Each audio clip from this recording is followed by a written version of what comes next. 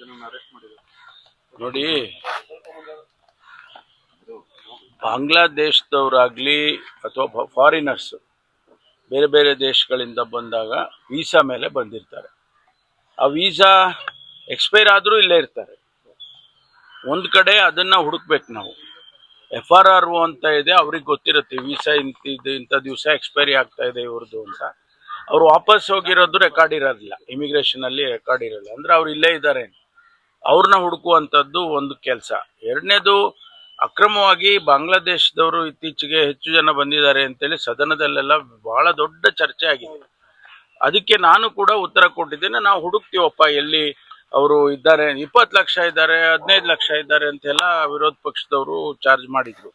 ಅದಕ್ಕೆ ನಾನು ಒಂದು ಆಂದೋಲನ ಮಾಡಿ ಇಡೀ ರಾಜ್ಯದಲ್ಲಿ ಎಲ್ಲ ಡಿಸ್ಟ್ರಿಕ್ಟ್ಗಳಿಗೂ ಸೂಚನೆ ಕೊಟ್ಟು, ಯಾರ್ಯಾರು ಬರೀ ಬಾಂಗ್ಲಾದೇಶದವರು ಅಂತ ಅನ್ನೋದು ಬೇಡಪ್ಪ, ಯಾರ್ಯಾರು ಫಾರಿನರ್ಸು ಅವರ ವೀಸಾ ಎಕ್ಸ್ಪೈರಿ ಆದ್ಮೇಲೂ ಇಲ್ಲಿ ಉಳ್ಕೊಂಡಿದ್ದಾರೆ ಹುಡುಕ್ಬೇಕು ಅಂತ ಹೇಳಿ ಒಂದು ಇನ್ಸ್ಟ್ರಕ್ಷನ್ಸ್ ಅನ್ನ ಕೊಟ್ಟಿದ್ದೇನೆ.